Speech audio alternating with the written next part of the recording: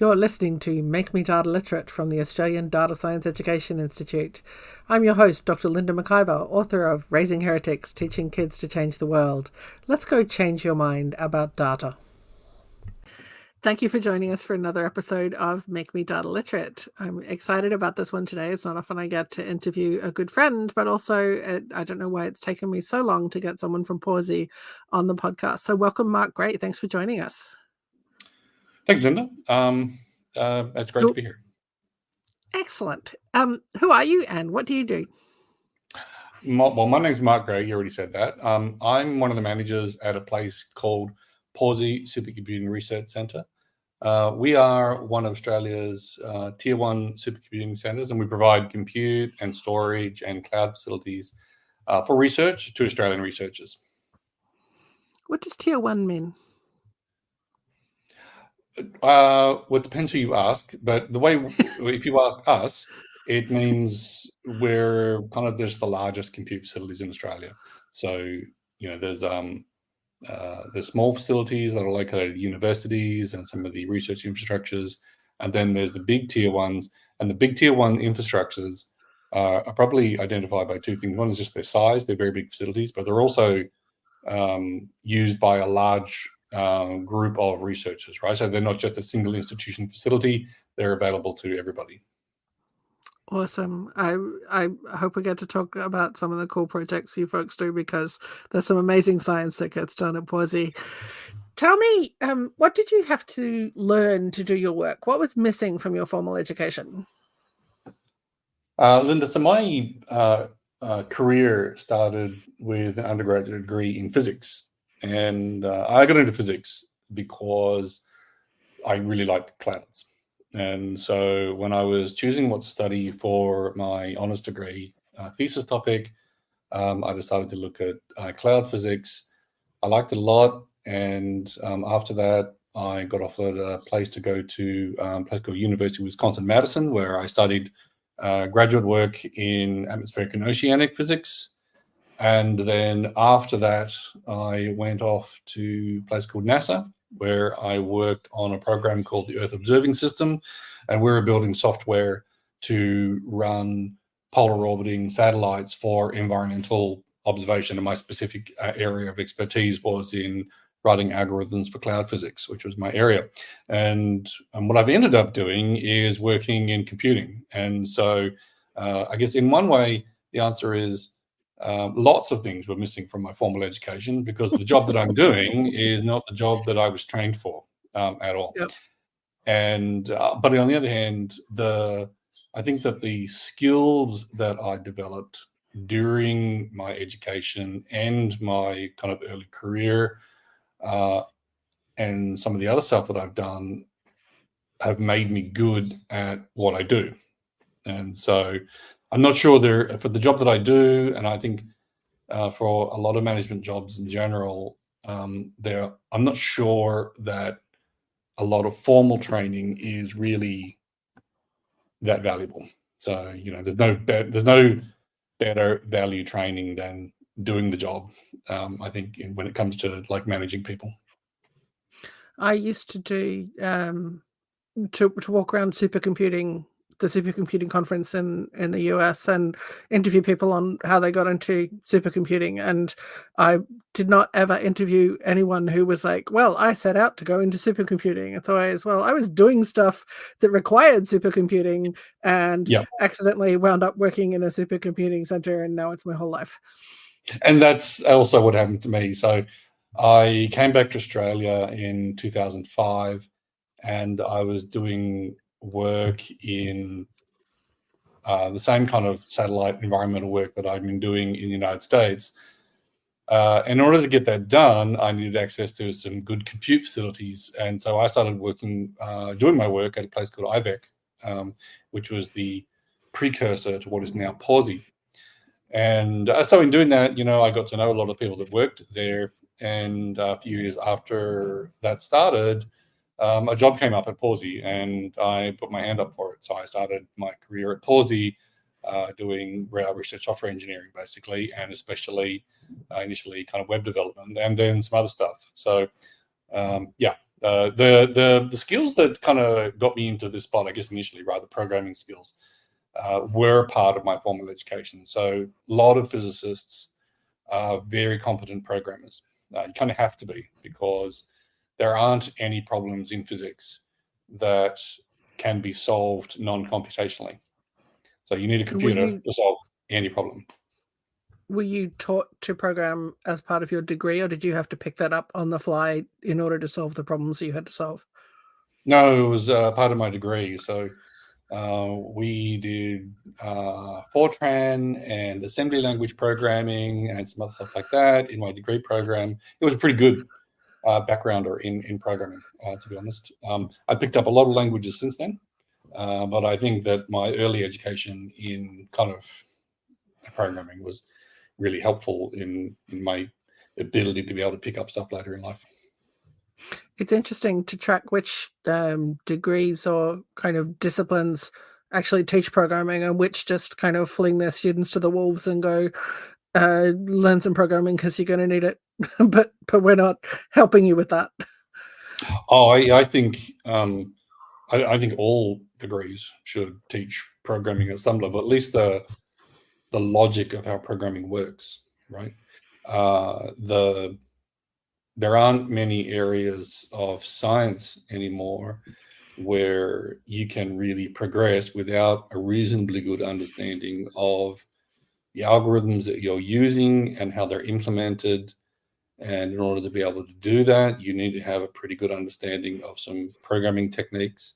But then there's other areas, I think, where that's useful as well. So probably 10 years ago, if you'd said to me, do art students need to be programmers? I would have said, no, that's crazy.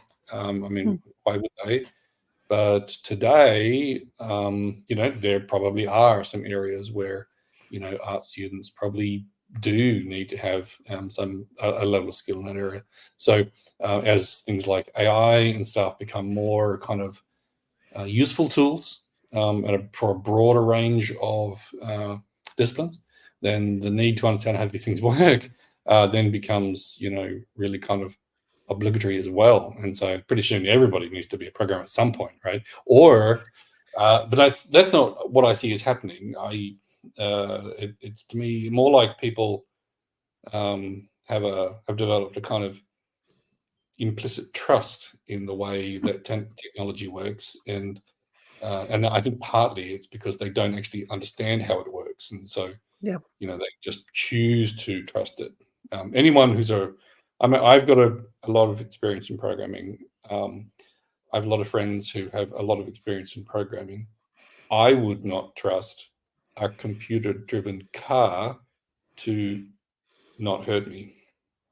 So, if I was flying a plane and I knew that the entire thing was being flown by an algorithm, and there was no pilot up front, I would be very worried. So, Yep. The more you know, the less safe you feel. Yeah, right. I think if more people had that level of understanding, they'd be less Trusting? Less trusting, less easily manipulated. Yeah, well, as you know, that's a big part of why I do what I do, just to try to build the data and computational literacy of people, so that we can all, ask the right questions and be the right level of skeptical and cautious when dealing with these systems. Yeah, exactly. What do you wish everyone knew about data? Is there something that, you figure if everyone understood this, it would change the world, or at least make your life easier? So I think the one thing would be that if everybody understood that the data itself, it doesn't make decisions about things. It doesn't have judgment in it, right? It's what you do with it that has judgment, right? So when someone says, "Oh, the data says this, this, and this," that's not really true, right? The data presents some information, you have decided it says this, this, and this. And so, I dislike it when people either innocently or non-innocently use data and compute tools to kind of absolve themselves of responsibility. So there's that. So I think the other one is, people talk a lot, I guess, about the value of data, and I think part of that is that this word data, what it means. When we sit down and when you ask a question, what is the value of data? What do you wish people knew about data? It's like, well, first you really need to understand exactly what it is you're talking about when you say data, because that can mean a lot of different things to a lot of different people. As a previous experimental physicist, I got very specific ideas about what I think data means, and it might be different to what other people think. I think that, the value of data and the usability of data and the responsibility of data, I think those things all rest with people. Data is just a tool.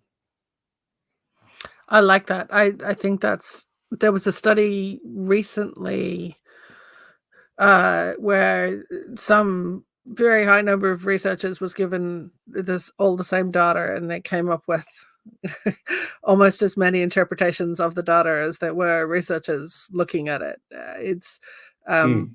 I think it's a red flag, isn't it, when someone says the data says we have to do this? You're like, whoa, hang on a minute. Right, yeah, exactly. The data, and that's that kind of language, the data says this thing, I think is a little bit of a slippery slope, because it's not the data that says that. You say that. You've read the data and you've made a judgment, and this is what you think. So the correct statement is, I think that the data shows this, this, and this, and this. In physics and other science areas, we like to be very specific about the meaning of things. So, colloquially, we don't. When we're just talking, we're pretty relaxed about exactly what we mean by things. It causes a lot of confusion. But when we're making judgments about things that are important, it's really useful to be very clear about what the meanings of things are. In legal terms, they do this. When you're in a law court, or someone's writing a contract, they define the meaning of every term at the beginning of a contract. And every time you see that word in the contract, you must mentally go back to the definition of the word at the beginning of the contract and kind of insert that definition in that spot into the contract. That's what it actually means, right? So, when we say data, and we're talking colloquially, we really need to be referring back to our original contract with reality and remembering what data means. Because when we say that, we're including a whole bunch of stuff that, and the problem with doing that, of course, is when you have a conversation with somebody on that, not everyone might be on the same page as to exactly what you've included in your definition of data. And then, if you talk about different things, then conversation is hard.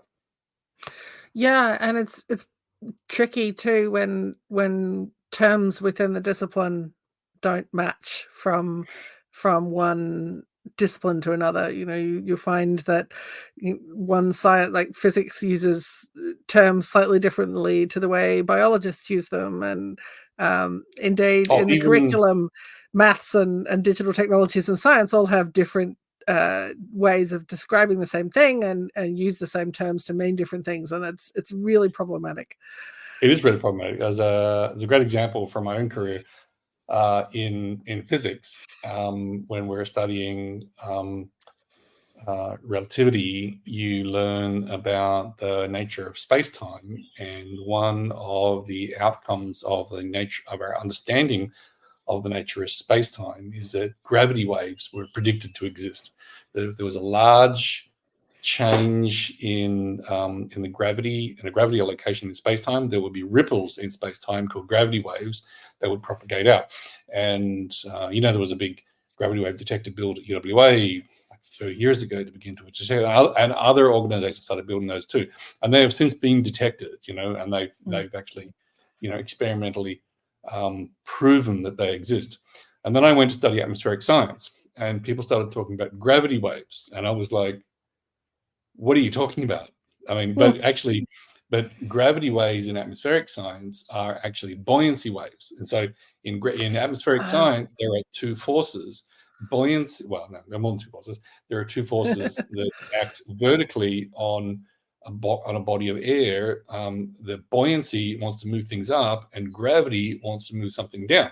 And so when you move a body of air up very quickly, it moves up, and then gravity pulls it back down, but then buoyancy moves it back up, and then gravity moves it back down, and you get a wave. And of course, one of the sources of that wave is gravity. So it's a gravity wave.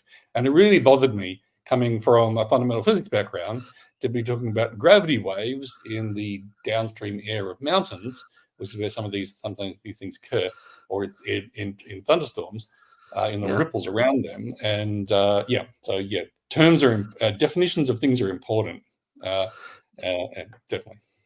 Which is great as an example of why context matters as well, that you can't just take your data and analyze it as though numbers are, exist in their own right. The context of them is really important, and, actually understanding what's been measured and how it relates to all the other things that have been measured and all that sort of stuff.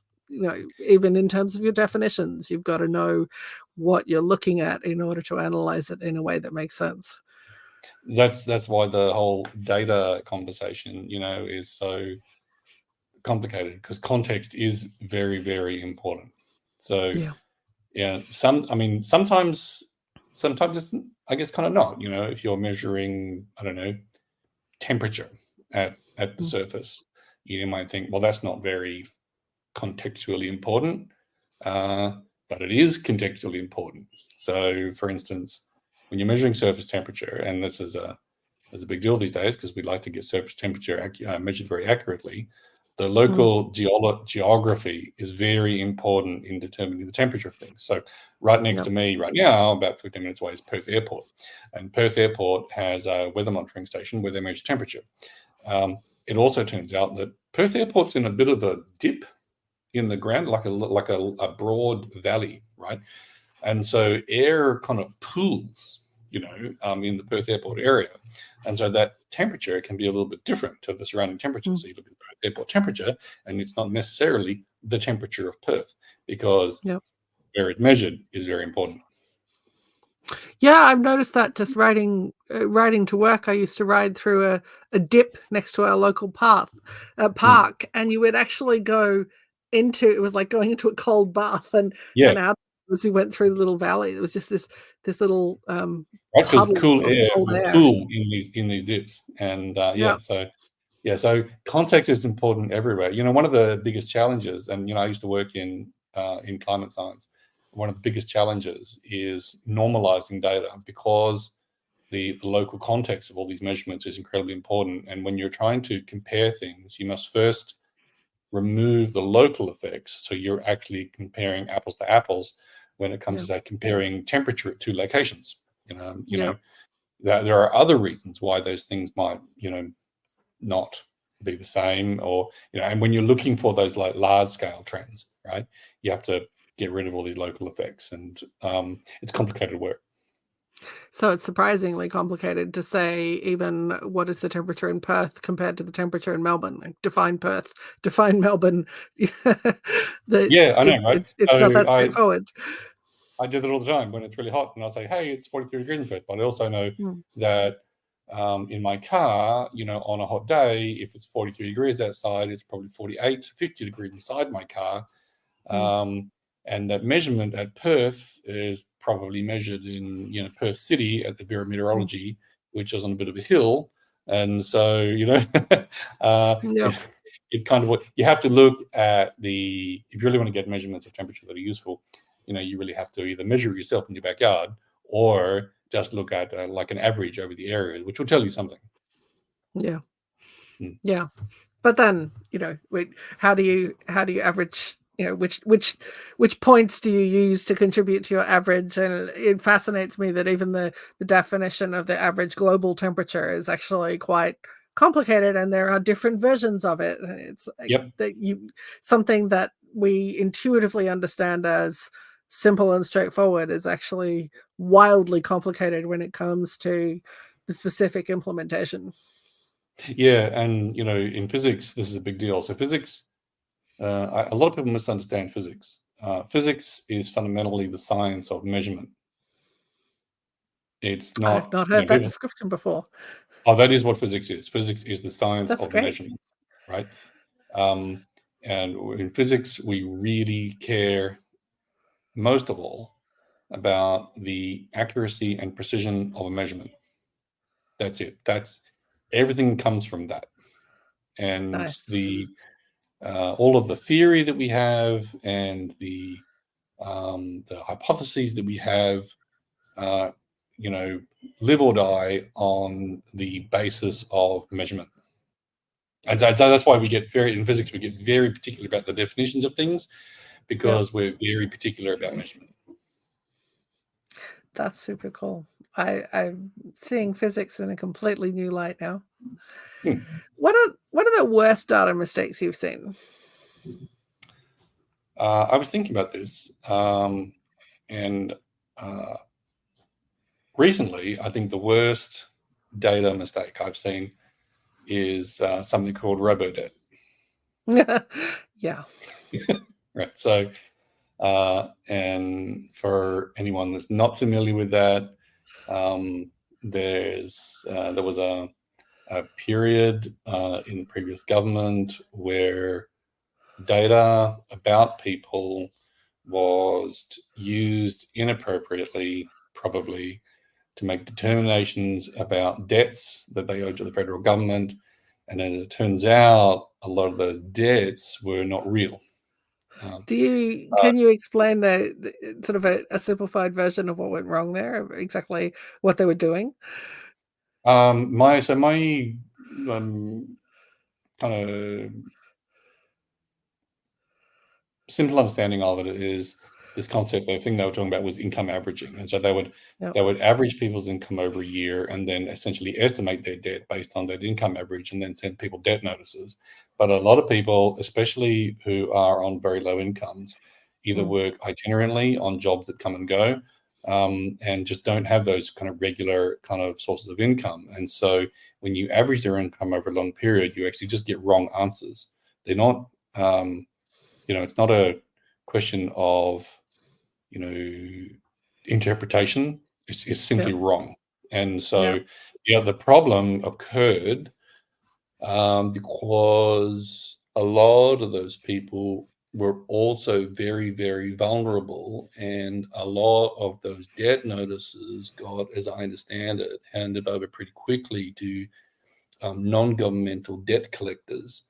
And they're pretty mean, and so people got quite traumatized by it. As I understand it, quite a number of people actually committed suicide based on notes that they got about debts that they owed, and it That was they allegedly owed. that they allegedly owed, right?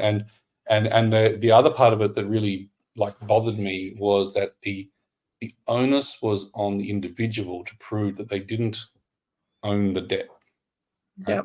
So it wasn't for the government to prove that they did, and so that's to me the most blatant kind of and grievous misuse of data that I can think of, especially when you think about the human cost that it resulted in. So when the question I asked was about mistakes, and it's quite arguably not even open to argument anymore that this was a mistake, rather, or a deliberate, calculated misuse of data. But the other question, I guess you've already given one example, I suppose, is have you ever seen data deliberately misused?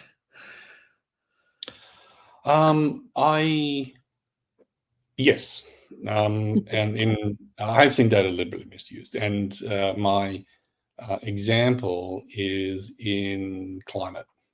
So, Mm-hmm. and the example is in people who wish to assert that climate change is not happening. Yeah. And there are many blatant, and I think simply um, disingenuous uses of data to try and prove a point. Things like, showing temperature for the last 5,000 years, but leaving off the last 100, and then, Yeah. saying, oh, there's no big deal, when you've left Yeah. off the bit where the temperature goes up enormously high. And so, Yeah. those kind of things, those are blatant and intended to mislead, right? And, Yeah. the thing about it, I think a lot of people that do that make uses of those, trying to deceive people, are doing so knowledgeably. They, in order to come up with their deceptive use of the data, they must first have looked at the actual data, Yeah. right? And then they made a decision to come up with a presentation of it which is deceptive, and they know Yeah. it's deceptive, right? So that's one of my things. So yeah, I don't really like it. It's frustrating. How do we spot things like that? So whenever you see like someone show like a chart of data, like a plot, like in the newspaper or online or whatever, you should be asking yourself lots of questions about what you're looking at, because there are so many ways to display data in a way that is deceptive. So things like fiddling with the axes on a chart, the vertical axis, the horizontal axis. You can fiddle with those numbers to make things look especially bad or especially good, depending on the point you're trying to make. Yeah. Things like switching between a linear plot and a logarithmic plot, and they'll show trends differently, and they mean different things, and they're not comparable, right? And if you're just Yep. looking at like a great one during the pandemic, was looking at exponential rises in cases, but when you look at them logarithmically, they don't look that scary unless Yeah. you understand what a logarithmic plot is. And when you see a linear line on a logarithmic plot, then that thing is going up very, very rapidly. So Yeah. And I would argue that even people who understand log graphs, like I understand log graphs, but I don't intuitively read a line graph as a log graph. So that unless you're really careful and really think about it, we tend to look at a graph and take the surface impression, the first quick understanding, and run away with it rather than stop and look at it in detail. And that's where using a log graph is really problematic. Right. So because a graph of data is, the product. A graph, it's a whole bundle of information, and every part of that information is equally important. So if you take a chart and you just lop off the numbers on the vertical axis and just say, this thing is changing, right? That's a hint that someone's trying to trick you, right? There are other ways to trick people in data, like leaving out data points that are important, or and then there's legitimate reasons to take outliers out of data sets, but sometimes they're important and they show things. And the other one, of course, is correlation. You can look at data points and you can say, how well do they correlate? How well do they fit a line? And someone shows a scatter plot and then draw a line through it and go, oh, here's the correlation. It's like, well, no, if it's a big, disorder looking scatter plot and you just look at it and you can see there's no order to it, then you can draw a line through it, but it doesn't mean anything. So that's the other thing, is people adding stuff to charts and information that actually doesn't mean anything. It doesn't mean you can't make one. If you just take any data set, you can come up with with a linear regression that matches the data. It doesn't mean that the data follows that linear regression, right? Because you can draw a line through any amount of data. So there's a lot of detail. The log versus linear plots. I mean, a plot of data cannot be understood without clear articulation of what the vertical axis are, what the numbers are, and what they mean. And in physics, of course, what the units are. It always bothers me enormously when someone puts anything anywhere and they don't tell you what the units are. So, and in physics, we get very, very, very particular about the units of things because it's it's how you understand what a measurement is. And it's sometimes this is just carelessness or even the default result from whatever graphing package you're using, and sometimes it's willfully misleading, and it can be difficult to draw a line between the two. It's not always malicious. I guess I always try to assume the best intentions of people, right? So like never attribute to malice what you can attribute to incompetence, right? Basically. So people make mistakes, and they just look at a thing and they think it means something, and maybe it doesn't, but they talk about it like it does, and then it becomes a story which they send out, and it doesn't mean they're trying to manipulate people, but it does, or trying to deceive people. It doesn't. But on the question of sometimes the question of intention isn't important if people are deceived anyway. Now I'm going to put you on the spot here. I didn't warn you about this question, but I think since I have you here from Pawsey, tell me your favorite use of data at Pawsey. What's something really cool you've seen done with data? So my favorite project at Pawsey that I've seen done on our systems right now is a project that's actually being operated out of one of the hospitals in Perth. So recently, one of the researchers, a doctor and a machine learning expert at Royal Perth Hospital, came to us to tell us about a project they've been running on our systems. And they have developed a machine learning algorithm that can predict brain swelling in traumatically brain injured patients in the ICU. And as I understand it, if I recall the numbers correctly, they can predict it with about 90% accuracy with about 30 minutes warning. So when I was talking to the doctor in charge of this project, Dr. Robodebt, and he's from both Curtin University and from Royal Perth Hospital, and the projects are supported by those orgs.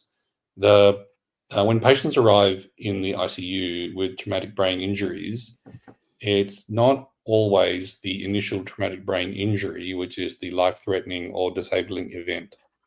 Frequently, it's the brain swelling that happens to the patient while they're in the ICU that is the fatal or permanently disabling event. And you'd really like to be able to predict when those things are going to happen so that you can have a chance at stopping them. Because once someone's brain has started to swell, it's a critical moment and you have to act fast, and there are only so many things you can do, right? So if you had warning of it coming, at the very least you could be ready, but you also can take preventative actions, right? But how do you know? So they took a bunch of data from hospitals at Royal Perth and Royal Alfred and Royal Sydney and collated a data set which they're able to use to run through an algorithm to, after a lot of work, come up with an algorithm that could actually be predictive about people in the ICU and whether their brains would begin to swell or not based on what's happening with their bodies, because there are indications that stuff's about to happen.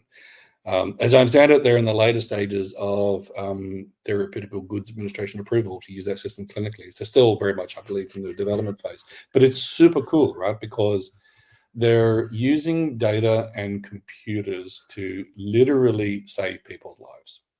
And, of all the work that we do, and, at Pawsey, we support thousands of researchers across Australia. And the work is all great. right? Yep. There's lots of super interesting work happening on our systems, but when we're able to provide the facilities that help people help other people, I think that's when at least our teams feel like they are achieving the best that they can achieve. You really know where you're going to work when you're supporting that kind of project. Right. So, that kind of stuff is, what gets you out of bed in the morning, and getting to work, and because it's hard work running these big compute facilities. Um, the the I guess one of my jokes at work when we do something with computers is I say something like, "Oh, huh, I mean, we're going to do this thing with a computer." I'm like, "Well, it's a computer; it'll just work, and it'll always happen exactly the same way every time. It's a computer, right? I mean, how could it not?" Um, of course, it's funny because that's not how they work, Yep. and they're very complicated. And so sometimes you do a thing twice, and two different things happen on a computer each time. That's upsetting. Yep.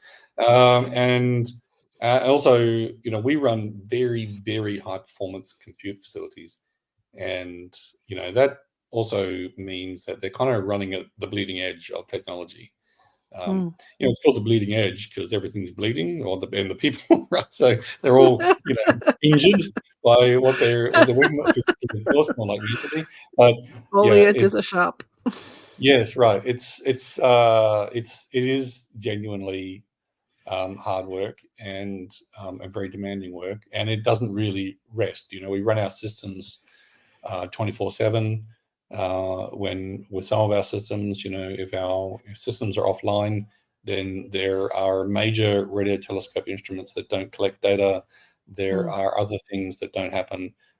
Thousands of people across Australia are immediately affected. So, Mm. that's a pressure that we all feel when it comes to the operating of the equipment.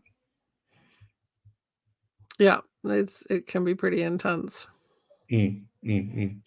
But the good part is that's hard, and the good part is someone comes along and says, "Yeah, we use your computer to save someone's life last week, so Yeah. thanks."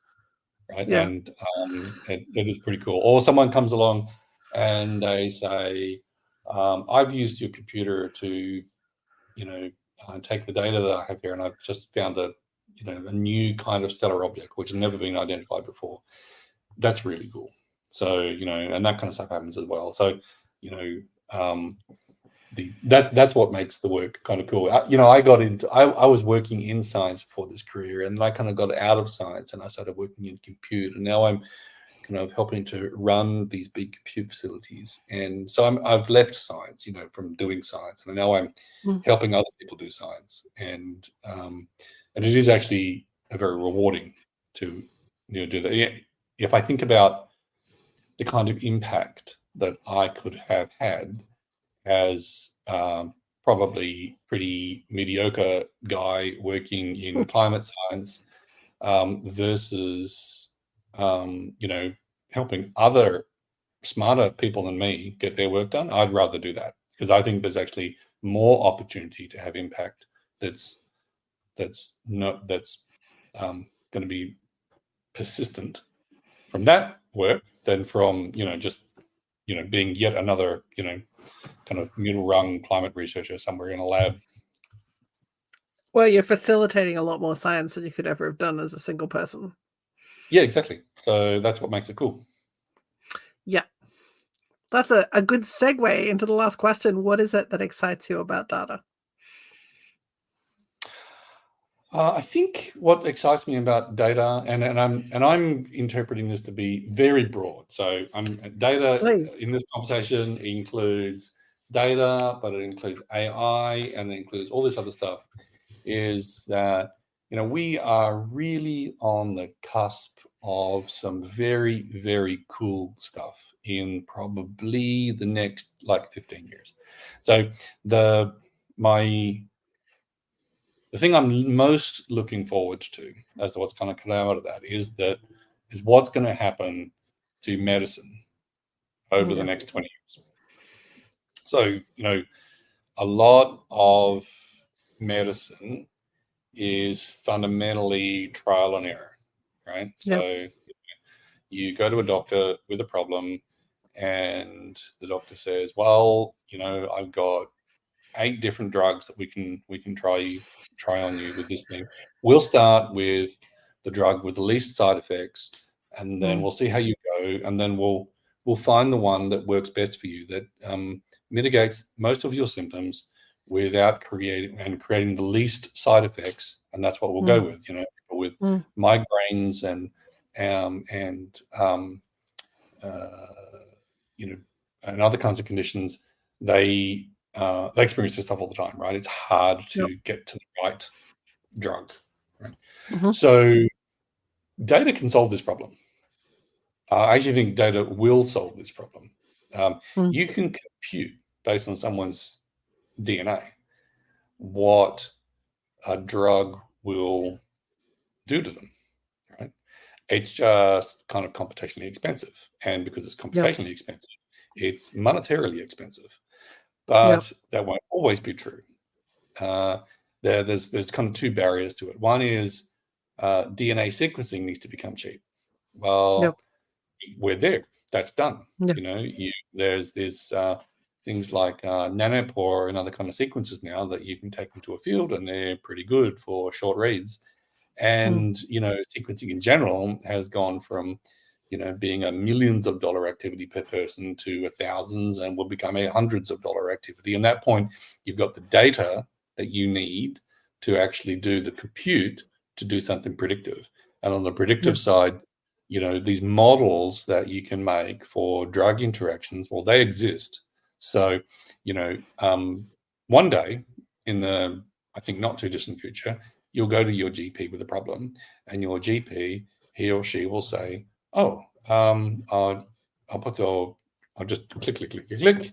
We've got your DNA on file. Click, click, click, click, click. Okay. We're going to give you drug A. It has an 87% chance of fixing your problem. And if that doesn't work, we'll give you drug B. It has an 11% chance of fixing your problem, and the other drug we won't even bother with. When you're on drug A, it has a 23% chance of the following side effects based on your DNA. And you can compute all that, right? So, you know, that means that, you know, doctors can go straight to the most effective diagnosis for pharmaceuticals. And that is going to, I think, have 2 big positive impact and 1 negative one. So the 2 big positive impacts are that medicine will become a lot cheaper, because people will simply need to be attended to less frequently.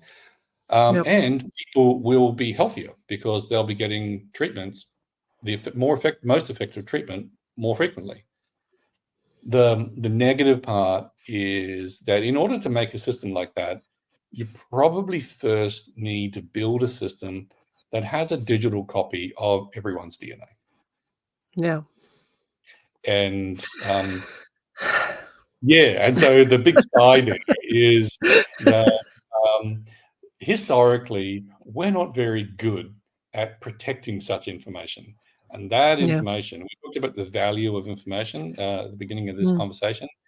The value, the monetary value of a database of everyone's DNA would be pretty big. And there's a lot you can, and with these new computational tools in the future, there'll be a lot that you can know about a person with a copy of their DNA and half a day on a very fast computer, right? So that's dangerous. And, you know, we'll have to thread the needle very carefully on that. I think when it happens, and it will happen, I think that governments will be irresistibly drawn to it because of the level of savings that they will get in their national health systems. And so they'll probably rush to it because the savings will be enormous, right? And historically, when we rush into solutions with people's personal data and we don't take a lot of, and we're not be careful, not so great things happen. And so, you know, that's kind of the challenge. Yeah, it's a big one. I was just reading today about, I think it was TissuePath, who were hacked, and a whole bunch of people's pathology results wound up on the Right. dark web. Right. Yeah. So, which is, a horrible invasion of privacy. Mm, And yeah, and of course, there's not only is it invasion of privacy, but there's malicious things people can do with their data if they get their hands on it. And so yeah, that's pretty bad. I think my other big thing I'm looking forward to in data is the things that are going to come out of a project called the Square Kilometre Array. yeah, So the first one is about people, right? People are going to live better lives and healthier lives with data in our lifetimes, which is kind of cool. The Square Kilometre Array is a big project that's being operated here in Western Australia. An international consortium is building what will be the world's largest radio telescope. Not only the world's largest radio telescope, it'll be the largest radio telescope that it is possible to build on the surface of the Earth. And that instrument, when they turn it on towards the end of this decade, is going to see some very, very cool things. A lot of things that we can kind of predict, and also some things we can't predict. But if you're like me and you like science fiction, and you've been following the SETI project for the last 30 years, the Search for Extraterrestrial Intelligence. So if there is an extraterrestrial intelligence in the immediate vicinity of our little planet, then an instrument like the SKA, I think, SKAO telescope, will in fact be able to categorically tell you the closest, I don't know how many stars, but a lot, whether there's someone there or not. So that'll be very amazing. interesting. Yeah, right. So either they'll find someone or they'll find no one, and then we will have a measurement on the density of life in the universe, because right now Yeah, we don't. Right now we've only yeah, got ourselves, and one data point is not a good measurement. So soon, we're physicists, right? I'm a physicist. I like yep. measurement. So Hmm. soon we will actually have a measurement. I think that will be very exciting. So it'll be also very cool if they find someone, because I think that'll be, neat. The SKAO, of course, will do a lot of other cool science, which will come up. And but I think the one that will probably most resonate with people will be the ET thing. Yeah, yeah. It's the easiest to kind of relate to.